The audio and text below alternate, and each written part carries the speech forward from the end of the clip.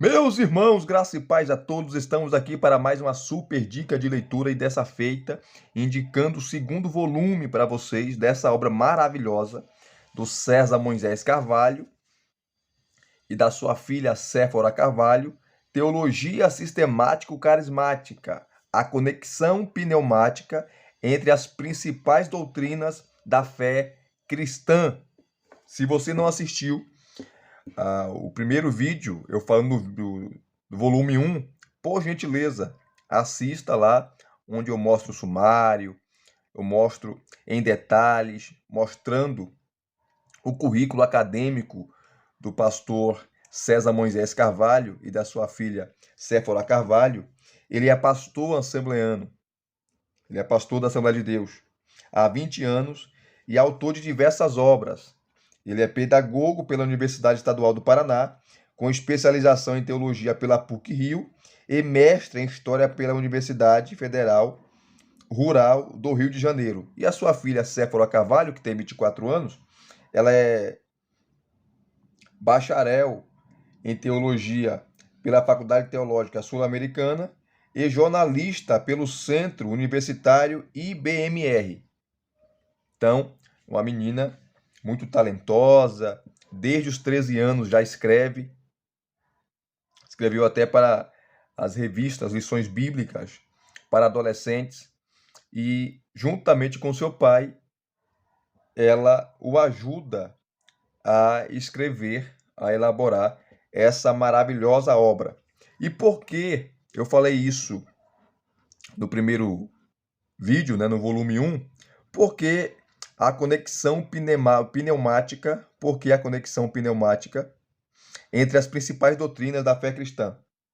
Ele vai analisar, juntamente com ela, as principais doutrinas da fé cristã à luz da presença do Espírito Santo, o qual não só se apresenta em toda a Bíblia, como também é o responsável por sua inspiração e existência, como locus de elaboração teológica. Então, todos os temas aqui da teologia sistemática, os principais assuntos, é visto sob a ótica, a visão da pessoa do Espírito Santo.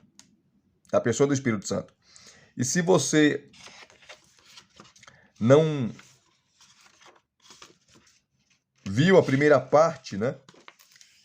Eu quero conduzir você à primeira parte, o primeiro vídeo, o volume 1, aonde você vai ter aqui está o volume 1, tá? E o volume 1 vai até a página, deixa eu pegar para vocês aqui, ó. O volume 1 vai até a página, deixa eu mostrar para vocês direitinho, para ficar bem bonitinho aqui. Aqui é o volume 1, vai até a página 717. Vocês estão vendo aí? 717. E vai abordar, ele aborda o capítulo 4, que é o capítulo maior, que eu mostrei para vocês, sobre a pneumatologia, quase 1000 páginas, começando aqui na página 325 e indo até a página 1239, tá? 1239. Você tá vendo aqui, ó. Só sobre o Espírito Santo. Apesar que os capítulos aqui, antropologia, teologia, cristologia, todos os assuntos que envolvem a sistemática, ele vai pegar sempre esse gancho, esse viés, na pessoa do Espírito Santo. Por isso que é a conexão pneumática das principais doutrinas, né? Envolvendo sempre a pessoa do Espírito. Então você tem quase 1000 páginas no capítulo 4 sobre a pneumatologia, a doutrina do Espírito Santo. E o último capítulo do volume 1, é esse aqui, ó, a relação dinâmica entre a palavra e o Espírito. Opa, minha mão bateu aqui no suporte. Deixa eu aproximar para vocês verem aqui. está aqui, ó. A volume 1 termina aqui, ó. A relação dinâmica entre a palavra e o espírito.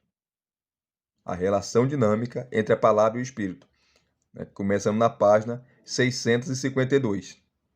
Tá? O volume 2 vai iniciar aqui, ó. O Espírito Santo no Novo Testamento, que é a continuação. Tá?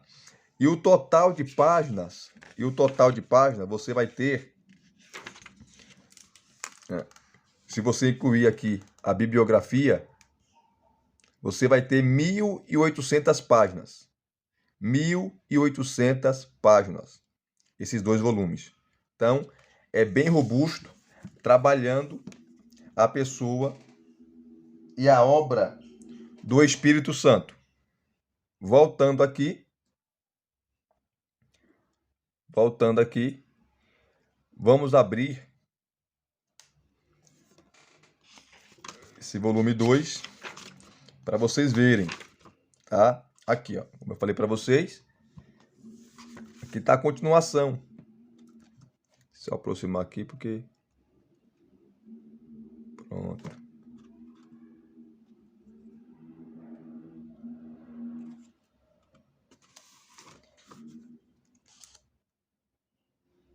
Às vezes o celular acontece isso, queridos.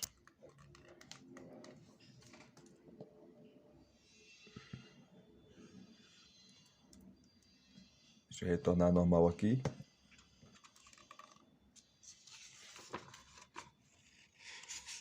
Pronto.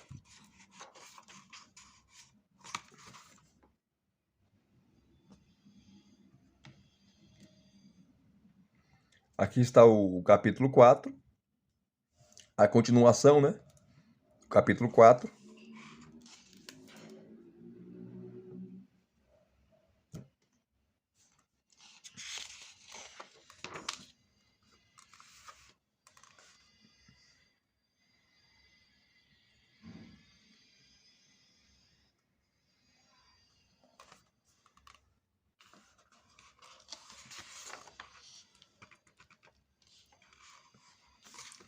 Às vezes acontece isso com o celular, viu?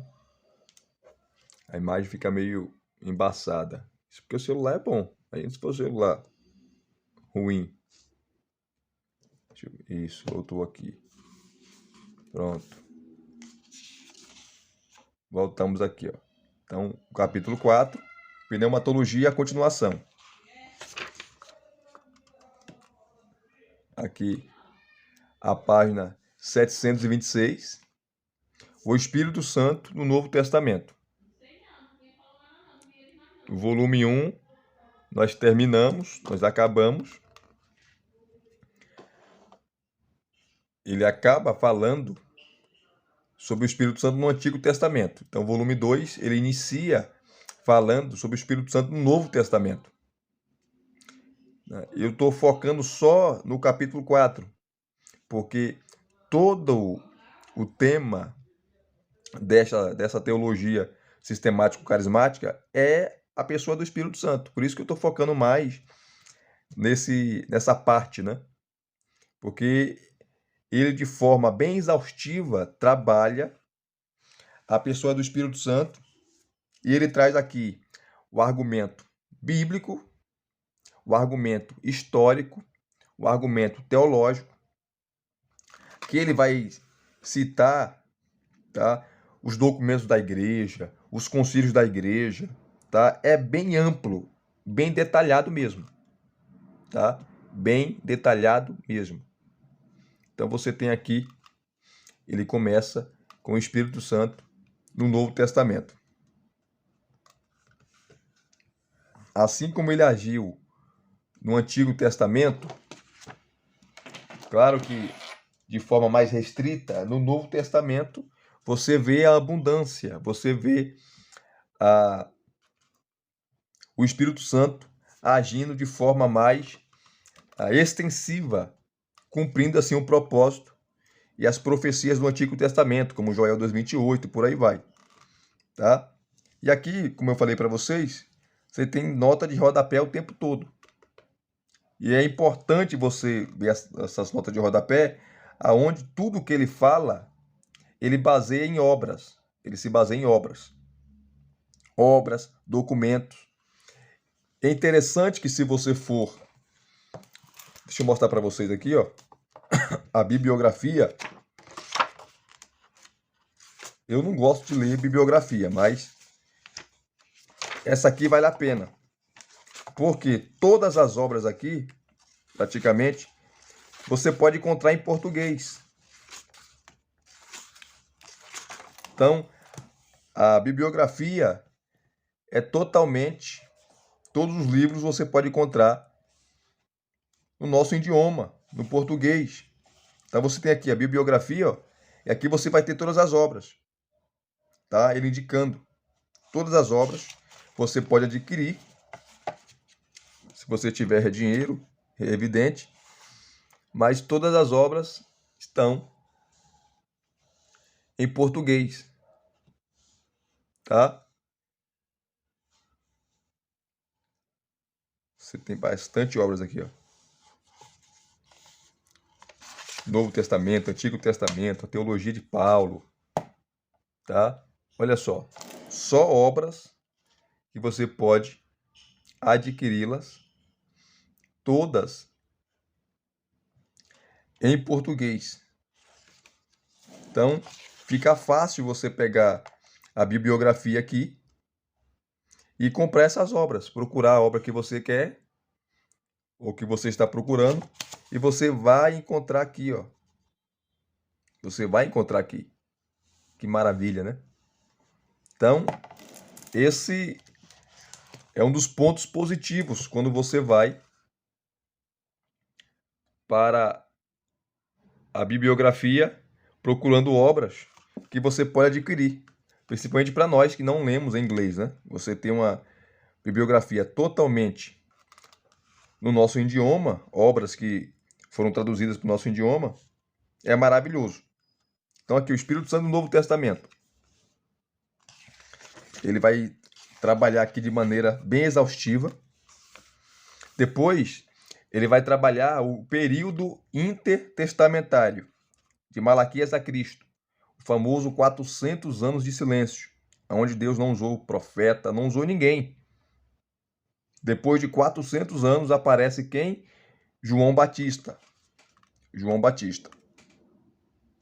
Então, o período intertestamentário, ele vai trabalhar. Deixa eu correr aqui por causa do tempo. Depois você vai ter...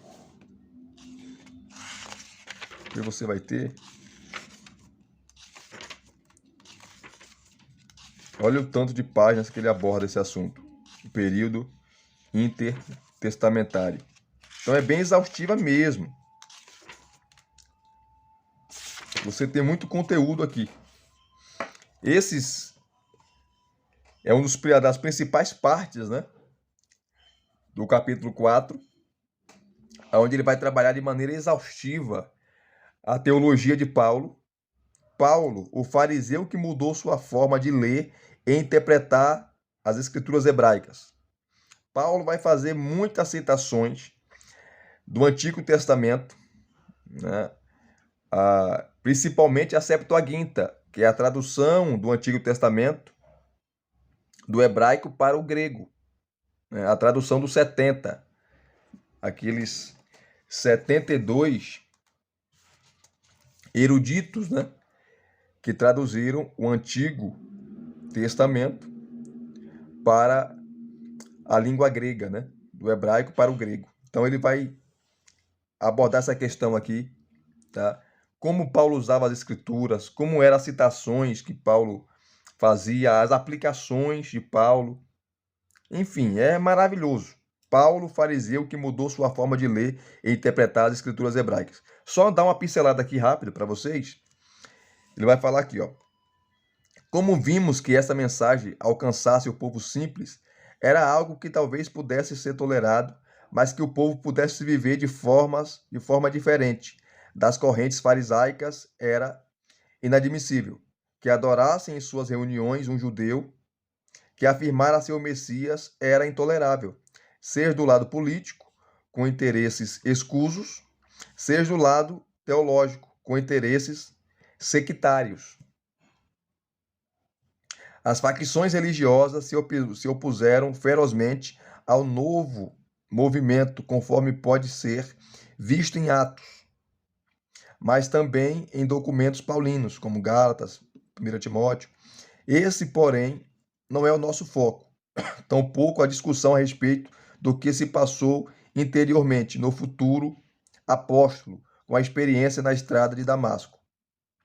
Pois, como adeptos de uma perspectiva apofática, não temos nenhuma pretensão de explicar tal experiência. Contudo, o que pode ser dito de maneira muito segura é que alguém do perfil de Paulo certamente não poderia se converter por convencimento argumentativo. Por que ele fala isso? Porque Paulo tinha muito conhecimento. Paulo era um homem de 3 culturas: cultura judaica, cultura grega e cultura romana. Era um perito na lei. Então, quem poderia debater com ele? Quem poderia conversar com ele? Quem poderia convencê-lo do contrário? Era impossível. Visto que Cristo veio, apareceu para ele, o derruba, ele cai, fica cego, e ali começa o processo de conversão dele. Cristo para, que ninguém podia parar. Só Deus mesmo, para peitá-lo e derrubá-lo e mostrar para ele que ele não era nada. Então, isso aqui é maravilhoso, né? Então, é alguém do perfil de Paulo, certamente não poderia se converter por convencimento argumentativo, seja de uma mensagem temática, seja de uma mensagem expositiva. Nisso não há dúvida, nem adianta tergiversar, pois o próprio apóstolo se sente seguro de testemunhar a respeito, antes de ao menos imaginar que pudesse ser um autor canônico, ministro consagrado e reconhecido oficialmente. Aqui ele coloca entre aspas, né? Já que, independentemente de qualquer reconhecimento da comunidade de fé, ele tinha tal autocompreensão, que hoje bem poderia soar, no mínimo, subjetiva e pedante. De ter recebido o evangelho de forma direta por revelação divina. Paulo não aprendeu com ninguém o seu evangelho. Ele recebeu o seu evangelho por revelação. Conforme em Gálatas capítulo 1, versículos 15 e 16. Numa palavra, Paulo não se converteu por qualquer meio de dar graça, nem pelo principal, pois pelo mesmo tendo ele ouvido um sermão expositivo, como de Estevão, não se converteu, mas consentiu na morte do primeiro mártir da igreja. A conversão do apóstolo dos gentios se deu por experiência pessoal, e isso é inegável. O próprio Cristo apareceu para ele. Então aqui ele vai trabalhando essa questão, né? Paulo, fariseu, que mudou o entendimento das escrituras hebraicas. E aqui, como eu sempre falei para vocês, eu estou falando, né? Você tem as notas de rodapé. Maravilhosa. Uma que das notas ele cita Gordon Fee, Paulo, o Espírito e o Povo de Deus, uma obra maravilhosa. E assim ele vai trabalhando, né? Essa parte introdutória, para depois entrar no assunto.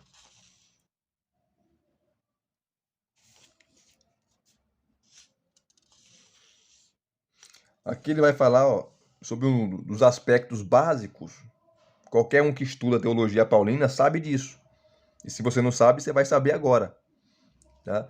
Que um dos conceitos básicos da teologia paulina é a continuidade e descontinuidade entre entre a antiga aliança e a nova aliança. E aqui ele vai falar, olha só. Um dos pontos básicos na teologia paulina diz respeito à continuidade e descontinuidade entre a antiga aliança e a nova, isto é, entre a palavra de Deus para Israel transmitida por profetas e poetas e a nova palavra de Deus para o seu povo por meio de Jesus Cristo, transmitida por apóstolos e mestres. Lemos as cartas de Paulo como parte do Novo Testamento, e o registro da nova aliança de Deus com seu povo, efetivada por intermédio de Cristo e do Espírito. Mas, na verdade, Paulo não sabia que estava ajudando a escrever um Novo Testamento. Para ele, a nova aliança não era absolutamente um registro escrito, mas uma realidade histórica, cuja experiência era renovada na ceia do Senhor e concebida sob uma base cotidiana por meio da presença do Espírito. Portanto, a pergunta que se faz é esta: como a nova aliança se relaciona com a antiga? O que foi eliminado e o que continua? Ela anula como se fosse uma aliança verdadeira? Ela anula como se fosse uma aliança verdadeiramente nova? Ou ela se complementa, mantendo assim muitos pontos que já estavam ali? A fim de compreender Paulo de modo apropriado, precisamos entender como sua perspectiva tanto continua quanto modifica a tradição religiosa na qual ele foi instruído, especialmente a compreensão que ele tinha de suas raízes do Antigo Testamento. Ele era um fariseu, então ele conhecia muito o Antigo Testamento, né? Depois da sua conversão, ele foi rever tudo. Ele foi rever tudo. Rever toda a sua teologia, todo o seu arcabouço teológico, tá? Que ele vai continuar. É maravilhoso essa parte, né? Maravilhoso. Que ele vai citar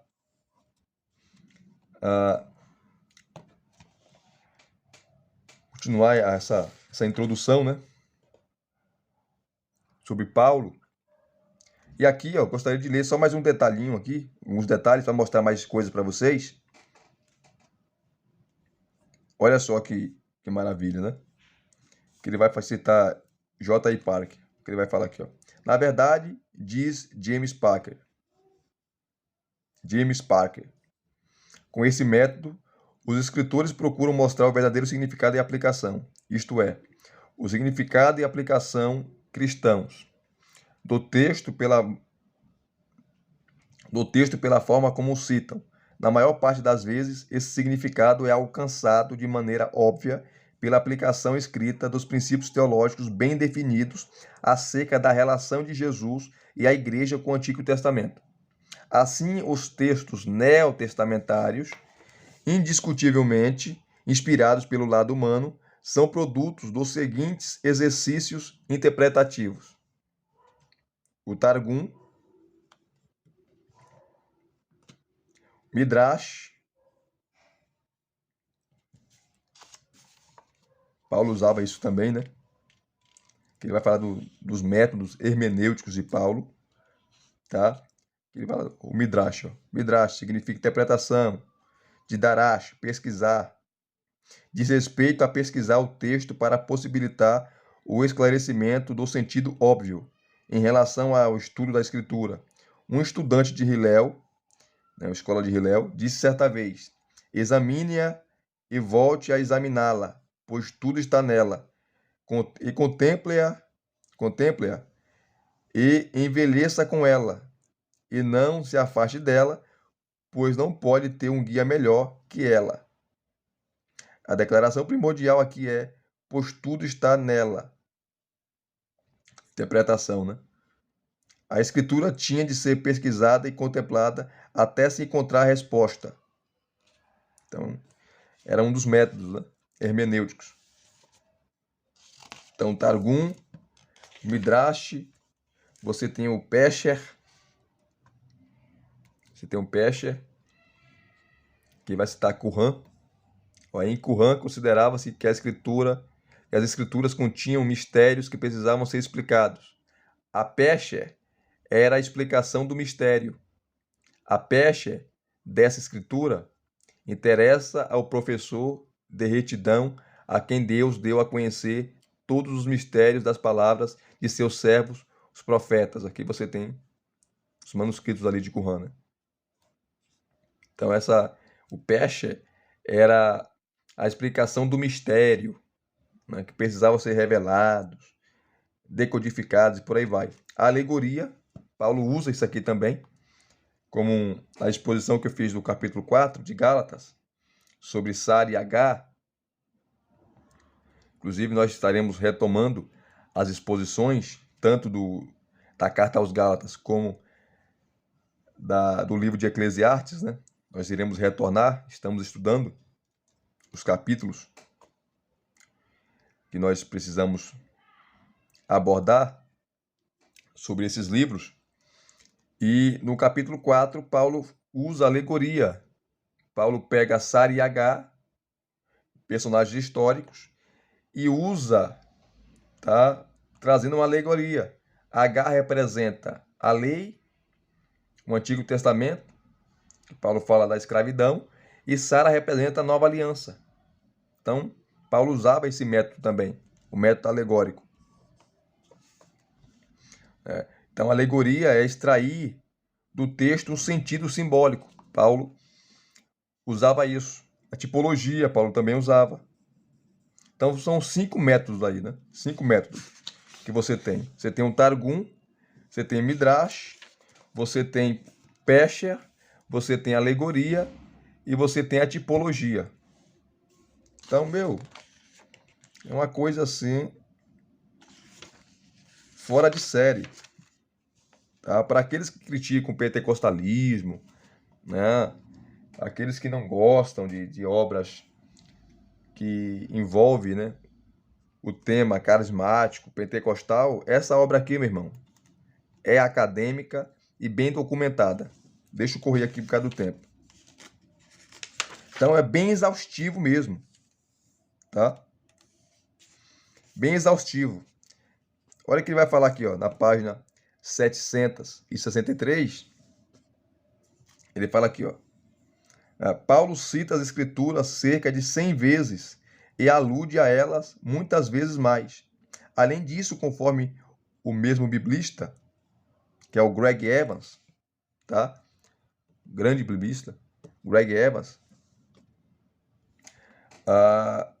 os manuscritos do Mar Morto, mas, além disso, conforme o biblista, não apenas os manuscritos do Mar Morto, mas também os Targumim passaram recentemente a auxiliar nosso entendimento do uso do Antigo Testamento por Paulo.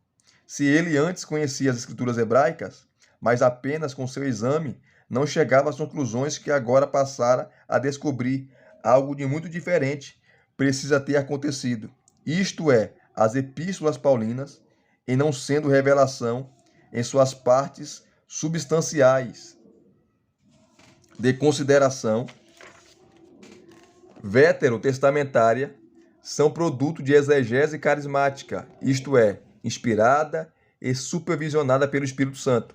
São não resultado de erudição rabínica, pois esta, em vez de ajudá-lo, lhe obstruiu o entendimento, tornando-se um empecilho à fé. O biblista britânico John Blackley, que eu tenho um livro dele aqui, Paulo e o Dom, inclusive fiz o review dessa obra, expondo o texto de Gálatas 5,13, da antítese carne e espírito, que Paulo faz ali, diz que a carne representa um ambiente de toda ação humana, não transformada pelo espírito. Isso aqui é verdade. A natureza humana, né, caída. Incluindo a vida sob a Torá, que era incapaz de criar vida, por causa do poder do pecado. O problema com a conduta baseada principalmente no conhecimento, é que ela resulta em pecaminosidade ainda maior. Ou seja, o conhecimento conduz ao orgulho. Ele envaidece, incha, comenta Gordon Fee ao tratar de 1 Coríntios capítulo 8, versículo 1, o seu comentário exegético, né, 1 Coríntios. Então ele vai trabalhando toda a questão aqui de Paulo e como Paulo aplica as escrituras do Antigo Testamento, dando um novo sentido, dando uma nova interpretação nas suas cartas. Então, gente, fico até sem palavras, né? Porque é uma obra assim que deixa você com os nervos à flor da pele, né? De tão maravilhosa que é essa obra. Então ele vai citar aqui as passagens, os textos que Paulo cita do Antigo Testamento e suas aplicações. Deixa eu correr aqui. Olha tanto de página. Ele começou na página. Olha só, que você vai ver aqui, ó. Deixa eu só pegar aqui, ó. Deixa eu pegar aqui para vocês verem.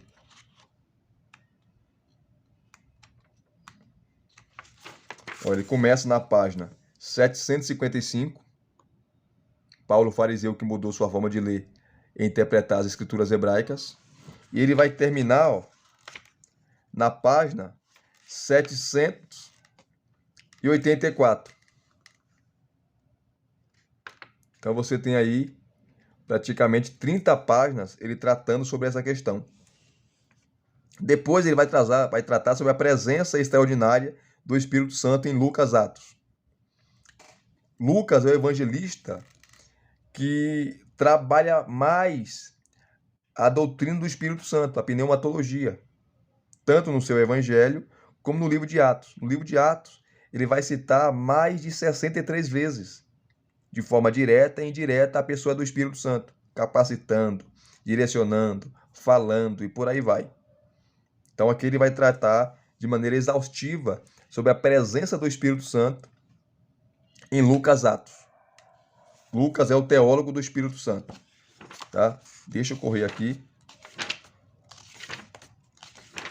Também é uma parte longa, né? Bem longa mesmo. Sobre Lucas, trabalhando todos os textos ali que Lucas trabalha nos seus 2 livros, né? O seu Evangelho e Atos dos Apóstolos. Olha o tanto de coisa que ele trata. Então, por isso que eu falo que essa obra é um marco, né? É um marco, principalmente para nós pentecostais. Para nós pentecostais.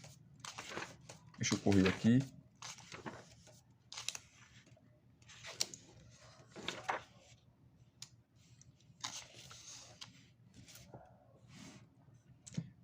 Meu Jesus, é muita coisa. Que ele vai tratar sobre as línguas estranhas, tá? Em Atos 2:4. Ele trabalha essa questão de maneira bem exaustiva, citando o grego, tá? Fazendo exegese do texto. Então,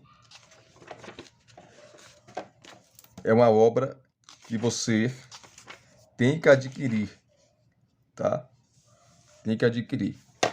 Aqui ele vai tratar sobre o Espírito Santo, o Deus propositadamente esquecido.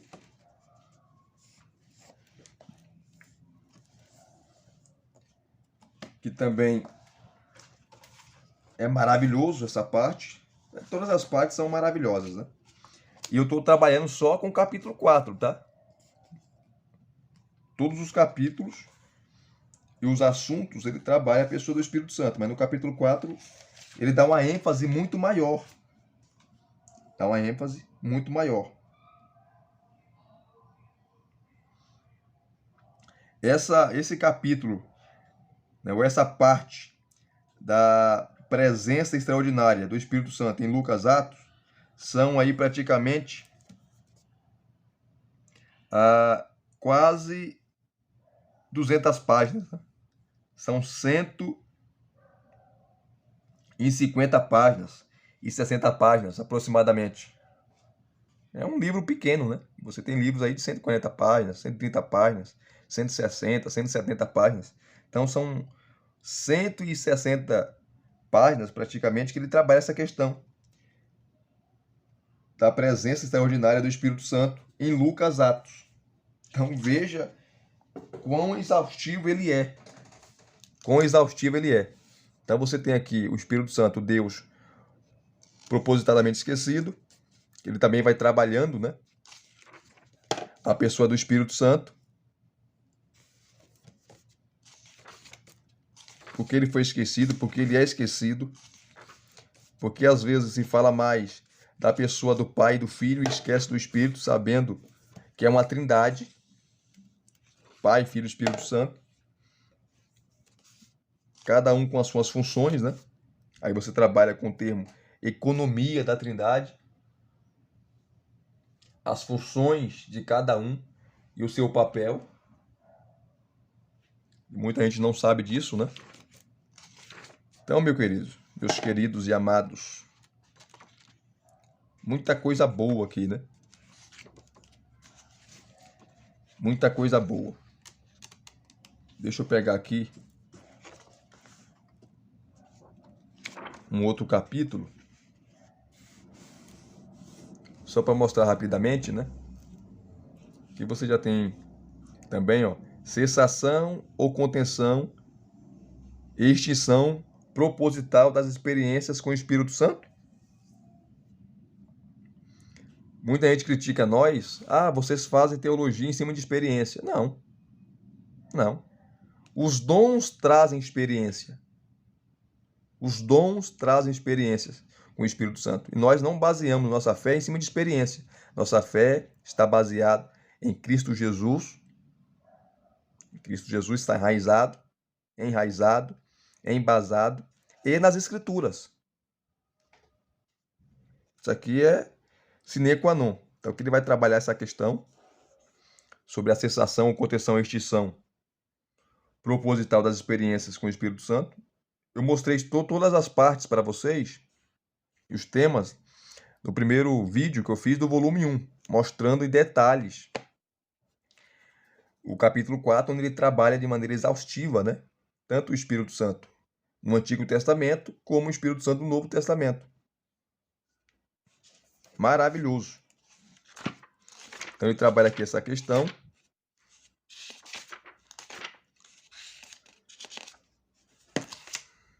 Então, além de ser uma obra para o público pentecostal, é uma obra acadêmica, né?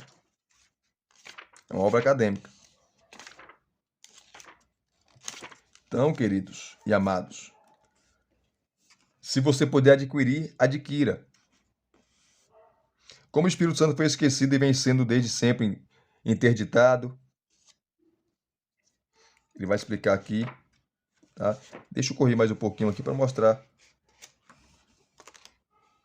Só mais um capítulo para vocês.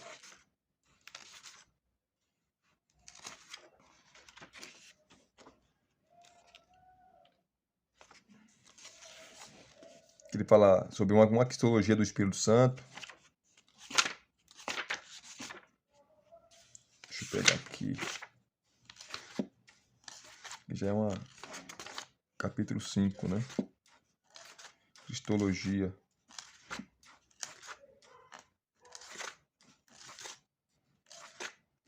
Que é o capítulo 5, a cristologia. Ele sempre começa com a introdução e vai trabalhar os desdobramentos da cristologia, definições e objetivos da cristologia, o mito que se tornou realidade,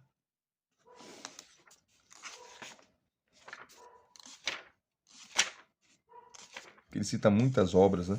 Muitos autores. Essa obra que eu tenho, inclusive eu fiz o review no canal para vocês, do Giuseppe Barbaglio, Jesus, o Hebreu da Galileia, que ele trabalha o Jesus histórico, né? E um ambiente histórico, cultural do Antigo Testamento, ou melhor, do Novo Testamento, né? O mundo que Jesus viveu. Muito bom.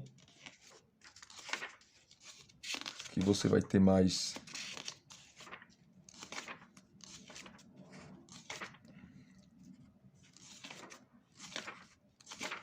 forma bem exaustiva os capítulos que ele trabalha, né?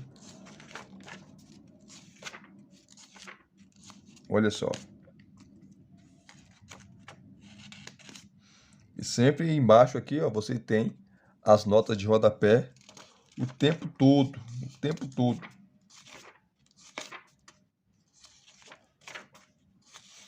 O Evangelho de Jesus, o Reino de Deus, enfim, os aspectos da cristologia, né? Ele irá trabalhar aqui. Deixa eu ir para o último aqui, que você tem a eclesiologia. Vou pegar a escatologia aqui, rapidamente, para encerrar o vídeo.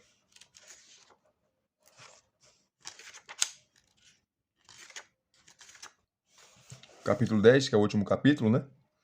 Que é a escatologia. Ele trabalha com a introdução sempre ao assunto.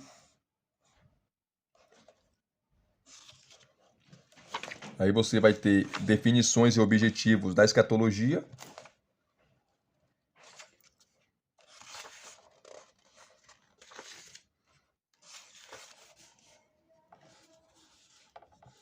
Aqui, ó, é interessante, né? Porque, ó,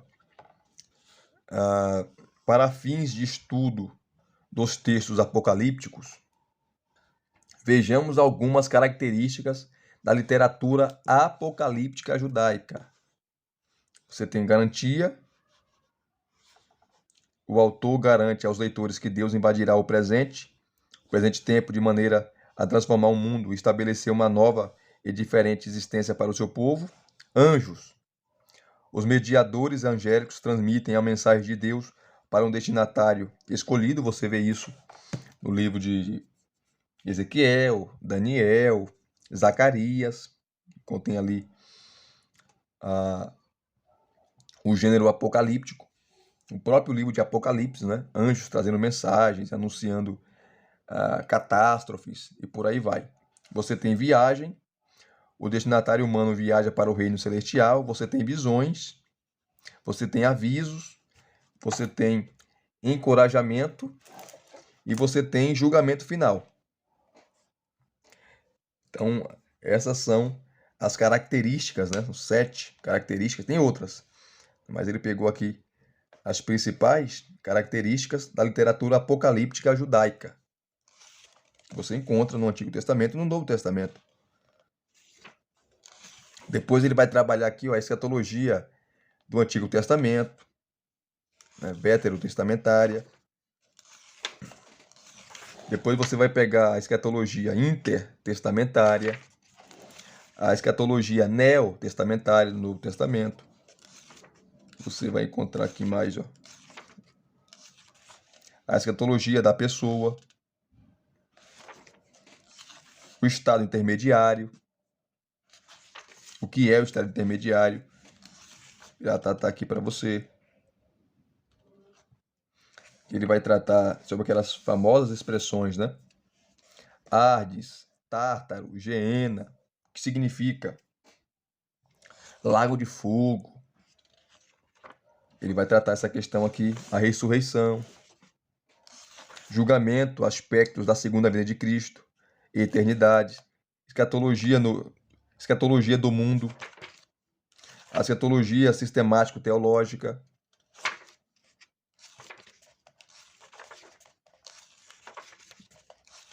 Olha só. Aqui vai colocar um quadro para nós, o que defende cada escola, amilenismo, pós-milenismo, pré-milenismo dispensacionalista e o pré-milenista, o pré-milenismo histórico, né?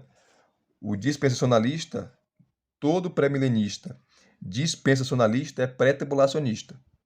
E todo pré-milenista histórico é pós-tribulacionista. Ele quer que a igreja passe a grande tribulação e Cristo volta, arrebata a igreja e já volta com a igreja, o encontra nos ares, e já volta com a igreja para estabelecer o milênio. Então ele te dá aqui, nesse quadro, essas questões, né? Abordando as escolas escatológicas e o que elas defendem, tá certo? Depois você tem o que defende cada perspectiva, o pré-tribulacionismo, o mesotribulacionismo e o pós-tribulacionismo.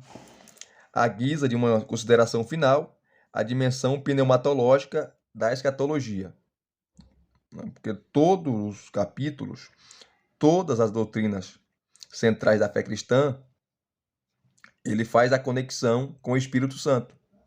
Por isso que lá, o subtópico, né, está lá, a conexão pneumática das principais doutrinas, né? Qual é a conexão que o Espírito Santo tem com a cristologia, com a antropologia, com a martiologia, com a escatologia, eclesiologia e por aí vai. Então você tem aqui todas essas questões maravilhosas, né?